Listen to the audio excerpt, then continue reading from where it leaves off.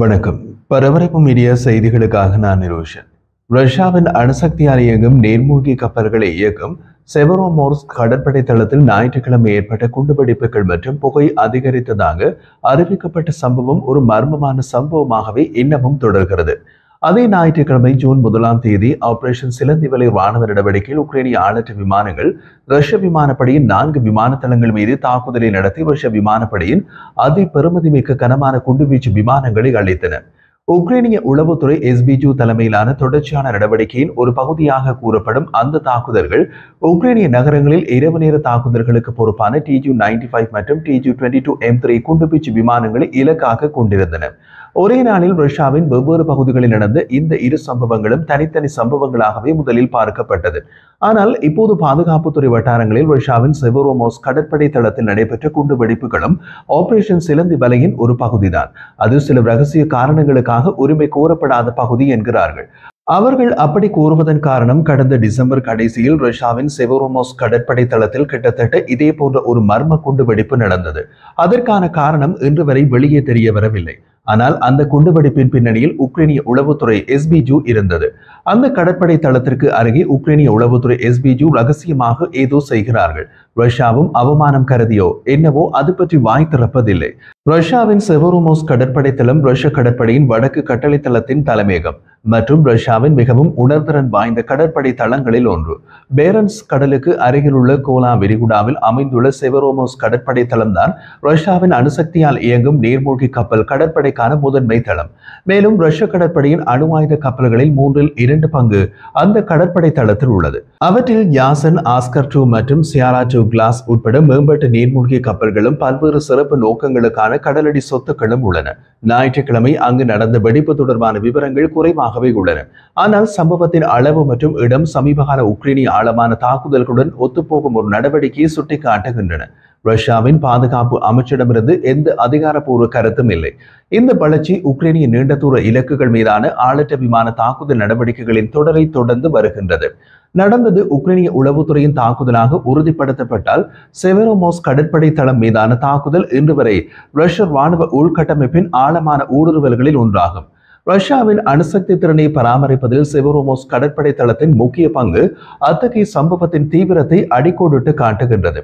கிட்டத்தட்ட இது போன்ற ஒரு சம்பவம் கடந்த டிசம்பர் மாத பிற்பகுதியில் நடந்ததாக குறிப்பிட்டிருந்தோம்.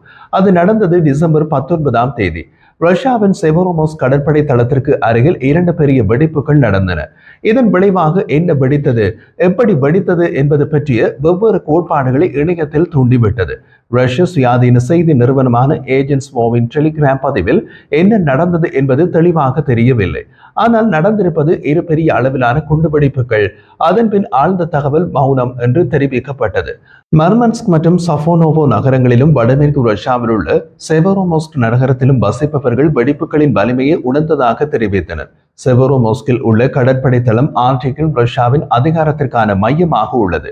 வெடிப்புகள் குறிப்பிடத்தக்கவை, ஏனெனில் என்ன வெடித்தது அல்லது அது எங்கு நடந்தது என்பது தெரியவில்லை என்றாலும் அதற்கு அருகிலேயே முக்கிய ராணுவ வசதிகள் மற்றும் சொத்துக்கள் உள்ளன. உக்ரைன் ராணுவ வசதிகளில் ஒன்றை தாக்கி வெடிப்பில் ராணுவ சொத்துக்களை அளித்திருந்தால் அது ரஷ்யாவுக்கு ஏராளமான ஆயுதங்கள் மற்றும் உபகரணங்கள் மற்றும் பழுதுபார்த்தலுக்கு பணம் செலவாகும். ரஷ்யாவின் செவரோமோர்ஸ்க் கடற்படை தளத்திற்கு அருகில் 2 ராணுவ விமான தளங்களும் உள்ளன. ரஷ்ய விமானப்படையின் செவரோமோர்ஸ்க் 1 விமான தளம் செவரோமோர்ஸ்க் கடற்படை தளத்திலிருந்து 13 கிலோமீட்டர் தொலைவில் உள்ளது. இது ரஷ்ய போர் விமானங்கள், குண்டுவீச்சு விமானங்கள் மற்றும் Ka-27 ஹெலிகாப்டர்களின் ஒரு படைப்பிரிவுக்கான தளம். வெடிப்புகளுக்கு அருகில் உள்ள பிற குறிப்பிடத்தக்க இடங்களில் 11 கிலோமீட்டர் தொலைவில் திறந்திருக்கும் ஆயுத கிடங்கு, மொபைல் விமான எதிர்ப்பு ஏவுகணைகள் மற்றும் மின்னணு போருக்கு ஆண்டனாக்கள் கொண்டு பல நிறுவல்கள் ஆகியவை அடங்கும். மூடப்பட்ட ஆனால் தற்போது மீட்டெடுக்கப்பட்டு வரும் மற்றொரு விமான தளமான செவரோமோர்ஸ்க் 2 அருகிலேயே உள்ளது. வெடிப்பொருட்களின் வெடிப்பு தான் இவ்வளவு பெரிய வெடிப்புக்கு காரணம் என்று சிலர் ஊகித்துள்ளனர். வெடிப்புக்கு என்ன காரணம் என்பது இன்னமும் தெரியவில்லை. இருப்பினும் ராணுவ ஆய்வாளர் ஜான் மட்வீவ் ஆளற்ற விமான தாக்குதலை நிராகரிக்கவில்லை. செவரோமோர்ஸ்க் நகரம் உக்ரைனின் எல்லையிலிருந்து 1900 கிலோமீட்டர் தொலைவில் உள்ளது. உக்ரைனிய ஆளற்ற விமானங்கள் ஒரு காலத்தில் இது கடக்க முடியாத தூரம். ஆனால் இப்போது அப்படி அல்ல. உக்ரைனிய ஆளற்ற விமானங்கள் அவ்வளவு தூரத்திற்கு சுயமாகவும் பறக்கும், ட்ரக்கிலும் போய் சேரும் என்று ஆபரேஷன் சிலந்தி வலை காட்டியுள்ளது. உக்ரைனின் தவறான தகவல் தடுப்பு மையத்தின் தலைவர் ஆண்ட்ரி கோவலென்கோ தமது டெலிகிராம் சேனலில் வெடிப்பிறந்த தளத்தின் முக்கியத்துவம் குறித்து எழுதினார். இந்த கடற்படை தளம் ரஷ்ய கூட்டமைப்புக்கு ஆர்டிக் கடல் வழிகளை கட்டுப்படுத்தவும் ஆர்டிக் பெருங்கடலுக்கான அணுகலை வழங்கவும் உதவுகிறது. இது கடல் மேற்பரப்பு கப்பல்கள் மற்றும் அணுசக்தி நீர்மூழ்கி கப்பல்கள் இரண்டையும் ஆதரிக்கின்றது. மர்மன்ஸ் கட்டளை மையங்கள், வெடிமருந்து கிடங்குகள், பழுதுபார்க்கும் கப்பல் துறைகள் மற்றும் கடற்படை கட்டுப்பாட்டு புள்ளிகளின் தாயகமாகும். சிர்கான் ஏவுகணைகள் உட்பட சோதனைகளும் அங்கு நடைபெறுகின்றன. ரஷ்ய கடற்படையின் வடக்கு கப்பல் தொகுதியின் கப்பல்கள் உளவு பணிகளை செய்கின்றன மற்றும் ஆர்டிக்கை கண்காணித்து நேட்டோ படைகளை எதிர்க்கின்றன. ஆர்டிக் கடற்படை தளத்தில் வெடிப்பை ஏற்படுத்த உக்ரைன் எந்த ஆயுதங்களை பயன்படுத்தி இருக்கலாம் என்பதை பொறுத்து அது போரின் முன்னேற்றத்தை அதிகரிக்கக்கூடும். குறிப்பாக அவை நீண்ட தூர ஆயுதங்களாக இருந்தால். கடந்த டிசம்பரில் அங்கு இரு பெரிய வெடிப்புகள் நடந்து 6 மாதங்களாகியும் அது பற்றிய மர்மம் வெளியாகாத நிலையில் ஞாயிற்றுக்கிழமை அங்கு மற்றொரு மர்ம வெடிப்பு நடந்தது. அதை ஞாயிற்றுக்கிழமை வெளிப்படையாக அறிவிக்கப்பட்ட ஆபரேஷன் சிலந்தி வலையும் நடந்தது. அதனால் தான் இரண்டையும் இணைக்கிறார்கள். உக்ரைன் எல்லையிலிருந்து 1900 கிலோமீட்டர் தொலைவில் உள்ள தளம் மீது உக்ரைனின் தாக்குதல் சாத்தியமில்லை என்று கூற முடியாது. உக்ரைன் ஏற்கனவே உக்ரைனின் எல்லையிலிருந்து மிக தொலைவில் அதிக மதிப்புள்ள ரஷ்ய ராணுவ சொத்துக்களை குறிவைக்கும் அதன் திறனை நிரூபித்துள்ளது. செவரோமோஸ்கில் வெடிப்பால் ஏற்பட்ட சேதத்தின் முழு அளவும் உறுதிப்படுத்தப்படாத நிலையில் இந்த சம்பவம் ரஷ்யாவின் ராணுவ விமான போக்குவரத்து மற்றும் நீர்மூழ்கி கப்பல் படைகள் மூலம் சக்தியை வெளிப்படுத்தும் திறனில் அதிகரித்து வரும் அழுத்தத்தை அதிகரிக்கின்றது.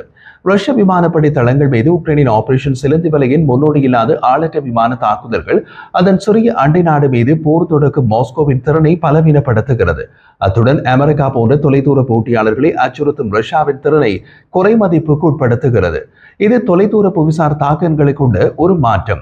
ஆபரேஷன் சிலந்தி வலை காரணமாக உக்ரைன் மீது வழிகாட்டப்பட்ட ஏவுகணை தாக்குதல்களை நடத்த மாஸ்கோ பயன்படுத்தும் குண்டுவீச்சு விமானங்களின் கணிசமான பகுதி சேதமடைந்தது அல்லது அழிக்கப்பட்டது. இது உக்ரைன் போரில் ரஷ்யாவுக்கு ஏற்பட்ட பின்னடைவு மட்டுமல்ல, வருங்காலத்தில் ஒரு அணுசக்தி போர் ஏற்பட்டால் எதிரிகளை தாக்க ரஷ்யா நம்பியிருந்த விமானங்களில் பலவற்றை அழித்து விட்டது. தாக்குதல்களில் குறிவைக்கப்பட்ட பல தசாப்தங்கள் பழமையான குண்டுவீச்சு விமானங்களை ரஷ்யா இனி உற்பத்தி செய்ய முடியாது. அதாவது ரஷ்யா அதன் எல்லைகளுக்கு அப்பால் ராணுவ சக்தியை வெளிப்படுத்தும் திறனின் ஒரு மூலக்கல்லை இழந்துவிட்டது. புதிய ரஷ்ய விமானங்கள் மிகவும் நவீனமயமானவை மற்றும் சுறுசுறுப்பானவை. ஆனால் அழிக்கப்பட்ட குண்டுவீச்சு விமானங்களின் முக்கிய பண்புகள் புதிய ரஷ்ய விமானங்களிடம் இல்லை. மிக முக்கியமாக அவற்றின் தாக்குதல் வீச்சு மற்றும் அவை எடுத்து செல்லக்கூடிய வெடிப்பொருட்களின் அளவு. உக்ரைன் மற்றும் திறந்த மூல உளவுத்துறை ஆய்வாளர்களின் கூற்றுப்படி இந்த தாக்குதல் ரஷ்யா விமான கட்டளை மற்றும் கட்டுப்பாட்டுக்கு பயன்படுத்தும் A-50 அரிய விமானத்தையும் அளித்தது. இது நவீன போருக்கு அவசியமான மற்றும் ஒரு திறன். ரஷ்யாவிடம் இருப்பதாக அறியப்பட்ட 100க்கும் மேற்பட்ட குண்டுவீச்சு விமானங்களில் 40க்கும் மேற்பட்டவை சேதப்படுத்தியதாக அல்லது அழித்ததாக உக்ரைன் தெரிவித்துள்ளது. முழுமையான மதிப்பீட்டிற்கு நேரம் எடுக்கும். ஆனால் திறந்த மூல உளவுத்துறை ஆய்வாளர்கள் இணையத்தில் வெளியிடப்பட்ட செயற்கைக்கோள் படங்கள் மற்றும் காணொளிகளை பயன்படுத்தி குறைந்தது 13 விமானங்கள் அழிக்கப்பட்டதை கணக்கிட்டனர். தாக்கப்பட்ட 41 விமானங்களில் மீதி கணிசமாக சேதமடைந்தன.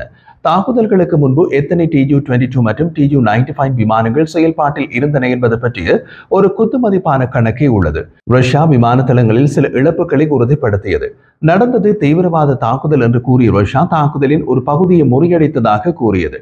தாக்குதல்களை முறியடித்ததற்கான எந்த ஆதாரத்தையும் அது வழங்கவில்லை. உக்ரைனின் முக்கிய பாதுகாப்பு மற்றும் உளவுத்துறை நிறுவனமான SBUவின் தலைவர் லெப்டினன்ட் ஜெனரல் வாசிட் மாலியூக் போர் விமானங்களை அழிக்கும் உத்தரவு ஜனாதிபதி வோலோடிமிர் செலன்ஸ்கியிடமிருந்து நேரடியாக வந்ததாக நேற்று திங்கட்கிழமை தெரிவித்தார். எதிரே இந்த விமானங்களிலிருந்து நம் நாட்டை கிட்டத்தட்ட ஒவ்வொரு இரவும் குண்டு வீசி தாக்கினார் என்று உண்மையில் பழிவாங்கல் தவிர்க்க முடியாதது என்று உணர்ந்தார் என்று மாலியூக் கூறினார். திங்கட்கிழமை இஸ்தான்புல்லில் ரஷ்யாவுக்கும் உக்ரைனுக்கும் இடையிலான அமைதி பேச்சுவார்த்தைகளில் உக்ரைனின் ஆளற்ற விமான தாக்குதல்கள் ஒரு மேகத்தை ஏற்படுத்தியது. இரு தரப்பினரும் 1 மணி நேரத்திற்கு மேலாக சந்தித்த பின்னர் ஒரு உடன்பாட்டை நோக்கி செல்ல சிறிய முன்னேற்றம் ஏற்பட்டது. போர் கைதிகளை மேலும் பரிமாறிக்கொள்வது குறித்து இரு தரப்பினரும் ஒப்புக்கொண்டதாக உக்ரைனிய அதிகாரிகள் தெரிவித்தனர். பேச்சுவார்த்தையில் ஏதேனும் முன்னேற்றம் ஏற்படும் என்ற மெலிதான நம்பிக்கையினை பிரதிபலிக்கும் விதத்தில் இரு தரப்பினரும் குறைந்த அளவிலான பிரதிநிதிகளை அனுப்பினர்.